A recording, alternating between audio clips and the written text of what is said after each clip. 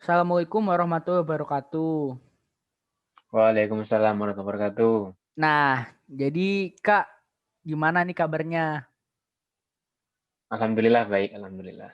Nih, Kakak nih kalau boleh tahu namanya siapa, sekarang posisi lagi di mana? Perkenalkan, saya Restu Fernando Gunawan. Bisa dipanggil Restu atau Nanda juga boleh. Sekarang sedang di Korea Selatan. Korea Selatan ya. Nih kalau boleh berbagi pengalaman nih, kan seperti yang kita tahu sekarang kan dunia lagi menghadapi situasi pandemi. Korea Iya Selatan juga benar. salah satu negara yang berdampak kan, yang kena terkena dampak Iya benar. COVID. Kalau boleh cerita nih, Iya. gimana sih awalnya Korea Selatan tuh terkena COVID waktu awal masuknya? Kan juga kita tahu dia sempat jadi negara yang penderitanya cukup tinggi. Benar. Kalau benar dari awal sih, dulu luas awal-awal corona sebenarnya kan cuman Cina yang kena ya. Terus Korea waktu itu belum belum kena sampai kalau nggak salah sekitar bulan 3 itu baru baru mulai. Dan waktu awal-awal COVID menyebar ke seluruh dunia itu kan Korea sempat masuk ke posisi nomor 2 setelah Cina, bahkan peringkat kedua terbanyak kasus positif COVID-nya. Waktu itu kalau nggak salah kasusnya di Korea itu awalnya dari mulai menyebarnya dari ada jamaah dari salah satu, mohon maaf, agama tertentu begitu, jamaah dari salah agama tertentu, kemudian dia uh, ada keluhan sakit, tapi ternyata suruh ke dokter, waktu ke dokter sudah bilang kalau dia punya tanda-tanda bahwa dia kena COVID, ternyata dia masih masih nolak gitu. Jadi dia masih ngeyel, masih jalan kemana-mana sampai akhirnya beberapa hari kemudian benar-benar dites dan benar-benar positif, dan ternyata udah terlanjur nyebar kemana-mana. Dan itu awalnya itu kalau nggak salah di daerah Daegu, aku sempat terkenal di Indonesia juga, sempat ada artikelnya juga di beberapa media online di Indonesia juga, katanya Daegu seperti kota mati dan lain-lain. Ya, sebenarnya nggak sampai separah itu, cuman memang waktu itu di Korea Selatan, khususnya di kota Daegu itu memang yang paling parah terdampak, yang paling banyak terdampak begitu karena banyak kasus positif COVID-nya. Jadi awalnya dari situ, dari orang yang dianggap pertama kali menyebar, begitu. Tapi kalau secara ini sih nggak tahu juga, karena kan setelah itu baru kemudian COVID menyebar ke seluruh dunia, udah nggak bisa kontrol lagi dari mana awal-awalnya. Oh, sebenarnya berarti dari orang yang pertama menuarin tuh udah ada indikasi kena corona lah ya. Tapi Ya, dianya ya sebenarnya masih itu dari cerita dari beberapa media online di Korea, juga dari beberapa YouTuber juga. Ya sempat sempat nonton videonya itu, katanya pasien nomor berapa itu dia, jadi ditanya lengkapnya sepertinya. Jadi awalnya itu dia udah ada tanda-tanda kayak ciri-ciri COVID gitu, kayak flu, kayak demam dan lain-lain. Terus dia periksa ke klinik, dan kliniknya tuh ngasih saran ke dia supaya periksa ke rumah sakit yang lebih gede buat tes COVID. Ternyata dia nolak karena waktu itu kan baru Cina yang kena kan. Dia karena saya kan nggak pernah ke Cina, jadi nggak mungkin lah kalau saya kena COVID. Dia masih bilang gitu.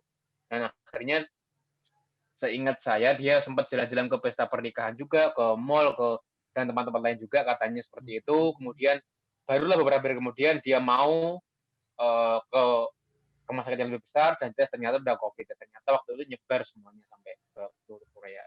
Itu sih yang paling viral sih, kasusnya seperti itu yang saya dengar. hmm. Nah, itu pas waktu awal-awal kena COVID nih kebijakan pemerintahan kayak gimana nih, Mas? Nah ini yang saya cukup salut dari pemerintah Korea Selatan, yang ya sebenarnya kan gimana ya, waktu itu awal-awal corona itu kan negara lain belum ada kan, baru baru Cina kan, kemudian baru Korea, dan nyusul sampai ke seluruh negara dan termasuk Indonesia juga kan. Pemerintah Korea termasuk sangat sangat sigap sekali, sangat tanggap sekali.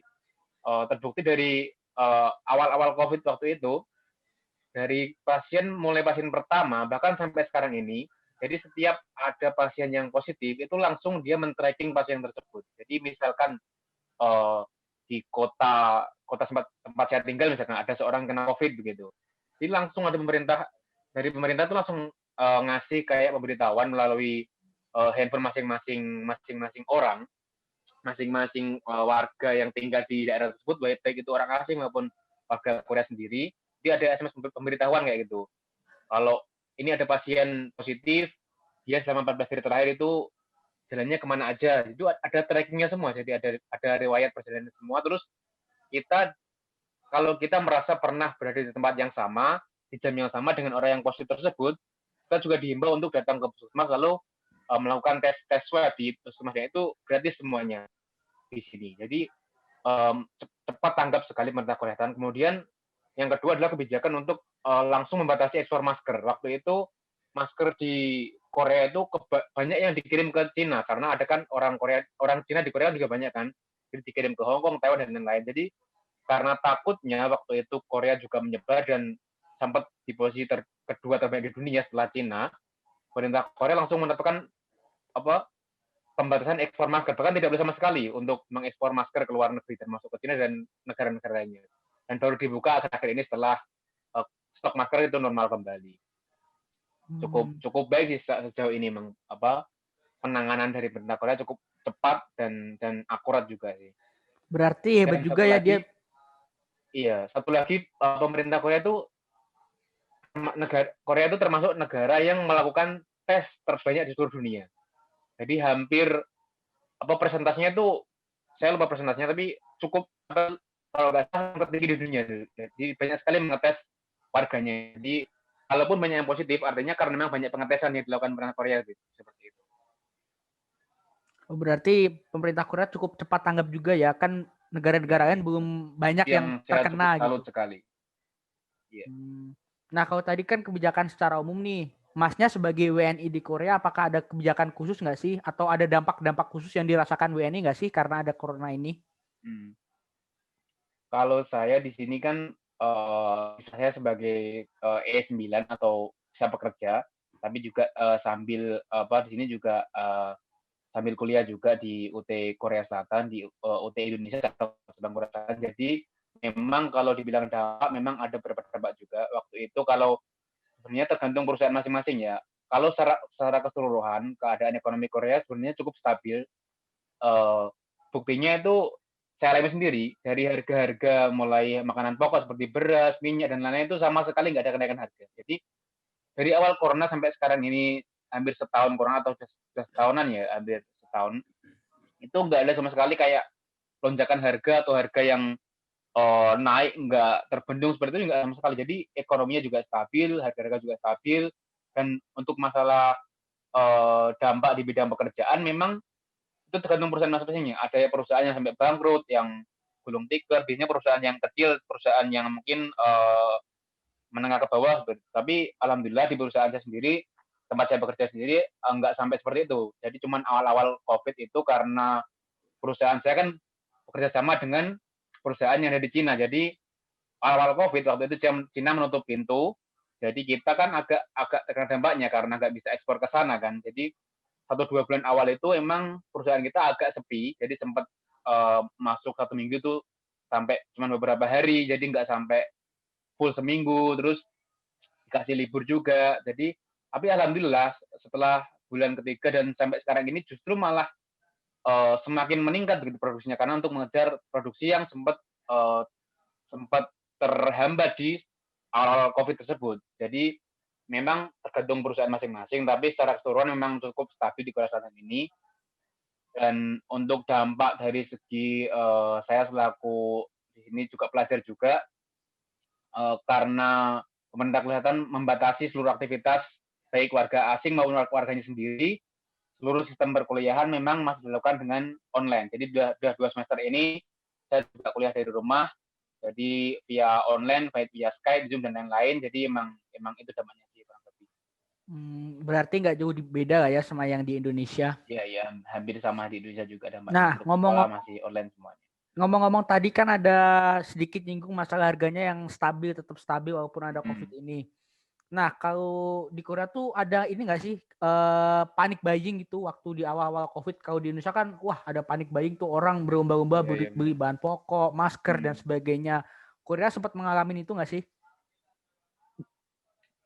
Kalau nggak salah sih di awal-awal COVID, waktu benar-benar awal benar-benar belum ada negara lain yang kena, waktu itu baru China dan Korea emang sempat kedengaran berita tersebut, tapi nggak semua dan nggak sampai parah. Tapi setelah itu cuma 1-2 hari selanjutnya memang kembali normal, karena memang pemerintah juga sudah memastikan bahwa stok kebutuhan pokok apapun itu insya Allah memang nggak ada yang nggak bermasalah. Jadi masyarakatnya pun juga nggak ada kayak apa ya, semacam wah harus ngeborong semuanya ini, nggak ada pemikiran seperti itu sih. Cuman waktu awal COVID memang kita agak kesusahan buat nyari maskernya itu waktu awal-awal karena di toko online maupun di apotek-apotek udah habis semuanya. Jadi kemudian pemerintah Korea juga cepat langsung membatasi ekspor, langsung menggenjot produksi di perusahaan-perusahaan yang produksi masker. Jadi alhamdulillah beberapa waktu kemudian kembali normal dan harganya sekarang juga malah kembali.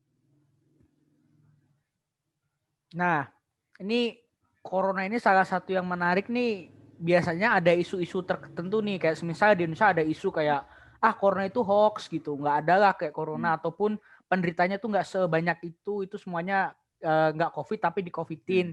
Kalau Korea sendiri ini sebenarnya sebelumnya aku nggak mau ngomong apakah di Indonesia itu fakta atau hoax ya, aku cuman ini isu-isu yang beredar lah. Nah kalau di Korea tuh sempat ada isu-isu kayak gitu nggak sih, atau kepercayaan pada pemerintah tuh menurun nggak sih? Kalau di Korea sendiri termasuk emang mereka trust-nya ke pemerintah, kepercayaan kepada pemerintah itu memang cukup lumayan tinggi. Jadi karena emang dari awal pemerintah mereka cukup konsisten dan cukup tepat dalam melakukan tindakan-tindakan. Jadi masyarakatnya pun juga nggak bingung gitu. Jadi nurut aja sama pemerintah. Jadi mereka kayaknya nggak ada yang menyepelekan. Mungkin satu dua mungkin ada ya wajar karena nggak semuanya mungkin nggak mungkin semuanya nurut, tapi sebagian besar memang mereka nurut dan nggak neko-neko. Kalau memang nggak boleh ini juga mereka nurut. Seperti sekarang kan kebijakannya kalau di luar di tempat-tempat umum tanpa memakai masker kan juga ada dendanya juga. Jadi dari awal mereka emang nurut. Terus tentang isu-isu mengenai corona sejauh ini di Korea saya belum pernah dengar karena ya mereka masih kerja kayak biasa, aktivitas biasa. Cuman mereka tetap menjaga protokol kesehatan. Jadi kayak isu-isu mungkin di COVID kan, tapi mungkin cuman berkembang di Indonesia ya. Kalau di Korea sendiri memang saya belum pernah dengar yang seperti itu. Karena mereka kepercayaan dan sama pemerintah memang cukup tinggi dan pemerintah juga membuktikan kepercayaan masyarakatnya dengan tindakan-tindakan tepat yang dilakukan oleh mereka.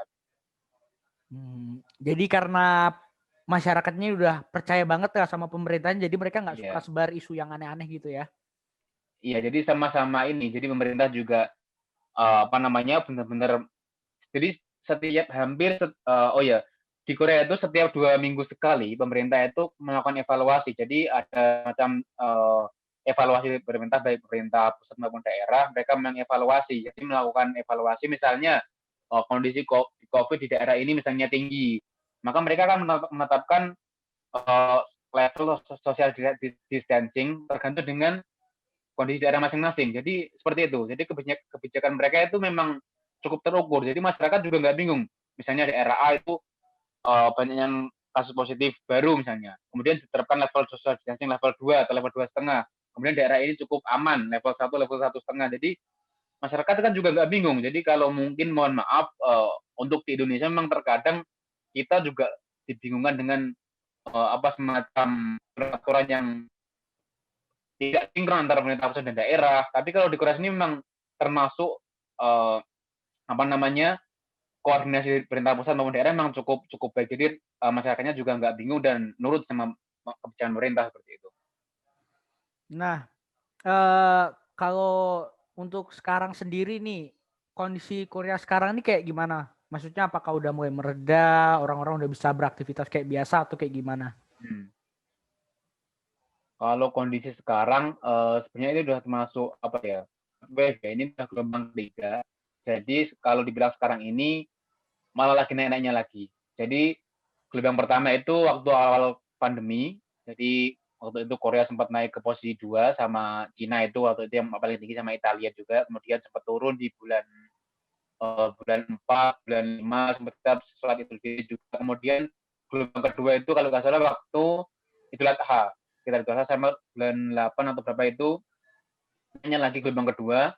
Jadi kita sampai nggak bisa sholat Idul Adha, kemudian masjid ditutup semuanya. Kemudian turun lagi di sekitar bulan 90. Kemudian mulai di akhir bulan 11 kemarin itu naik tajam sampai sekarang ini masih naik tajam dan sekarang di secara nasional itu sudah level 2,5. Kemudian di beberapa kota secara nasional level 2, tapi di beberapa kota seperti Seoul, Incheon dan lain-lain itu sudah 2,5. Jadi level yang tertinggi itu level 3. Jadi memang benar ketat sekali. saat ini lagi naik-naiknya. Jadi hampir setiap hari itu kasus positif hampir 1.000 orang yang kena, dan itu termasuk tinggi karena emang di gelombang pertama dan kedua itu nggak sampai segitu. Walaupun tinggi juga nggak sampai segitu. Jadi memang benar juga benar sangat mengantisipasi sekarang. Jadi dan mungkin beberapa hari atau minggu ke depan pemerintah juga mengevaluasi lagi apakah akan dinaikkan ke level 3 atau tidak, karena pemerintah juga agak dilema ya. Kalau memang tidak dinaikkan, memang beresiko kasus akan terus bertambah. Tapi kalau tidak dinaikkan ke level 3, kalau dinaikkan ke level 3 nanti akan berdampak ekonomi, karena kalau udah level 3 itu hampir semua toko-toko ataupun ini harus tutup, harus dibatasi, harus cuman bisa order aja, itu nggak bisa dimakan di situ. Kemudian tempat-tempat perbelanjaan jadi sepi, jadi agak berdampak ekonomi. Jadi pemerintah juga hati-hati masih di level 2,5 atau naik ke level 3. Jadi kalau ditanya bagaimana kondisi sekarang, memang sekarang ini Korea lagi menghadapi gelombang ketiga dari pandemi COVID ini. Jadi memang lagi naik-naiknya sekarang. Jadi himbauan juga di kota saya sendiri sekarang udah masuk ke level 2. Beberapa fasilitas keagamaan juga dihimbau untuk agak membatasi aktivitas, bahkan ditutup sementara juga. Jadi memang sekarang juga lebih hati-hati lagi, termasuk di perusahaan juga diperketat, dari mulai tempat makan dan lainnya juga semuanya diperketat sekarang. Apalagi menjelang libur Natal dan Tahun Baru kan pasti banyak yang mungkin kumpul keluarga atau pulang kampung. Jadi memang pemerintah benar-benar hati-hati sekarang. Dari tadi nih saya dengar Masnya ini sering sebutin level 1, level 2, level 3. Nah, itu tuh maksudnya itu apa? Terus cara pengukuran ini tuh level 1, level 2 itu gimana? Ya. Itu social distancing level 1 sampai 3 itu cara pemerintah Korea mengklasifikasi begitu kondisi di daerah tertentu tentang kasus COVID. Jadi misalkan di daerah A saya kurang tahu detail syarat-syaratnya, tapi yang pasti kalau memang kasus positifnya tinggi dan misalkan setiap hari naik berapa ratus orang dan itu konsisten sampai 1 minggu, bahkan sampai 1 bulan, itu pemerintah Korea Selatan akan mengambil langkah yang lebih ketat. Jadi menaikkan level social distancing-nya. Jadi misalkan level 1 itu fasilitas indoor boleh melakukan mengumpulkan di fasilitas indoor dengan syarat berapa ratus orang. Kemudian kalau level 2 cuman 100 orang, level 3 50 orang, level 2 50 orang, level 3 nggak boleh sama sekali. Jadi seperti itu sih. Jadi ada misalnya di tempat olahraga dibatasi berapa orang, di tempat keagamaan berapa orang. Jadi masing-masing level itu berbeda. Jadi tergantung pada kondisi jumlah kasus COVID di daerah tersebut. Jadi masing-masing daerah beda dan secara nasional juga beda. Misalkan sekarang di daerah Seoul itu sudah masuk level 2,5. Jadi ini contoh ya, di level 2,5 itu udah nggak boleh makan di tempat seperti kafe ataupun restoran lebih dari jam 9 malam. Jadi jam 9 malam itu udah kalau mau beli atau mau jajan itu harus delivery order. Jadi nggak boleh makan di tempat. Kemudian di level 2,5 juga fasilitas keagamaan itu tidak boleh melakukan aktivitas peribadatan, mau baik gereja ataupun lain-lainnya, termasuk masjid dan musola juga. Jadi disarankan via online seperti itu. Kemudian fasilitas olahraga juga tanpa penonton. Kemudian kalau yang level 2 dan ke bawahnya itu mungkin masih boleh, tapi dibatasi misal 30%, 50% atau 70%. Jadi tergantung kepada levelnya masing-masing, standar ada syarat-syarat tertentu untuk mengumpulkan massa baik di tempat keagamaan, olahraga maupun acara-acara perkumpulan lainnya. Seperti itu sih. Kan tadi kan Masnya bilang sempat turun tapi sekarang lagi naik-naiknya lagi nih. Nah, apakah waktu dari awal corona sampai sekarang itu ada kebijakannya itu ada beberapa yang dirubah, ditambah atau dikurangin, apa tetap aja nih kebijakannya seperti awal aja? Kalau kebijakan dari pemerintah Korea sendiri emang termasuk cukup konsisten tentang pedoman-pedoman tersebut, social distancing dan lain-lain.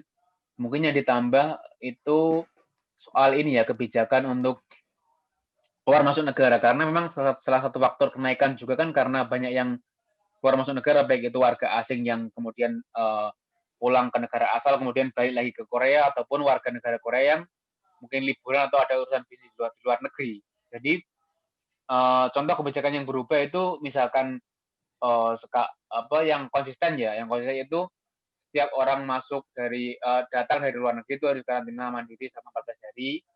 Kemudian apa namanya, selama 14 hari itu dipantau terus-menerus oleh pemerintah Korea Selatan, jadi harus melaporkan kondisi tubuhnya, suhu tubuh setiap beberapa jam sekali, kemudian nggak boleh kemana-mana sama sekali, jadi ada hanya boleh di suatu ruangan tertentu selama 14 hari. Kemudian yang berubah-ubah itu tentang kebijakan izin tinggal. Jadi teman saya juga sempat ada yang seperti itu, dia udah habis kontrak, visanya udah habis, tapi karena kebijakan izin tinggalnya diperpanjang oleh pemerintah Korea, dia bisa nambah lagi sampai 50 hari sampai 90 hari, jadi seperti itu. Jadi karena memang kebutuhan untuk pekerja di Korea Selatan sendiri masih membutuhkan masih butuh banyak pekerja, namun karena pemerintah juga nggak mau ambil resiko, jadi masih ditutup. Jadi termasuk pekerja migran dari negara manapun itu masih ditutup, nggak boleh masuk ke Korea Selatan. Sementara kebutuhan dalam negeri uh, sangat tinggi. Jadi oleh sebab itulah pemerintah Korea Selatan membuat kebijakan yang masih di Korea, yang visanya habis, ada perpanjangan izin tinggal. Jadi biar perusahaan juga nggak nyari pekerja, kemudian pekerjanya juga nggak ada kesempatan untuk tetap tinggal di Korea Selatan. Dan tentang kebijakan imigrasi, kalau dulu misalnya kita mau cuti atau mau kemana-mana itu harus datang imigrasi langsung, sekarang juga sudah via online. Kemudian mengenai penggunaan masker itu di fasilitas umum semuanya wajib pakai masker, termasuk di bus atau naik taksi dan lain harus pakai masker, karena kalau tidak ada denda sedikit. Menarik sekali ya, ternyata nggak jauh-jauh beda antara Korea dan Indonesia. Mungkin yang beda tuh bisa disimpulkan kayak kepercayaan warga sama pemerintah, terus nggak ada isu-isu yang aneh-aneh. Tapi yang selain itu semuanya masih sama lah ya. Iya, dia sama sebenarnya, cuman karena konsistensinya itulah yang emang termasuk membuat negara termasuk bisa dibilang terkendali seperti itu kondisinya. Oke, terima kasih Mas ya udah mau diwawancarai, ditanya-tanya, berbincang-bincang soal gimana sih kondisi kebijakan antara Korea Selatan sama Indonesia dalam menghadapi situasi pandemi seperti saat ini.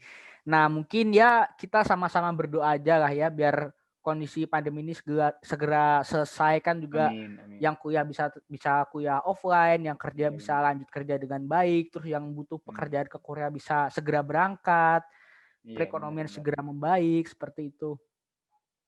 Jadi saya ucapkan terima kasih dan juga cukup sekian dari saya. Kalau ada salah-salah kata, menyinggung atau yang tidak berkenan, saya mohon maaf. Wassalamualaikum warahmatullahi wabarakatuh.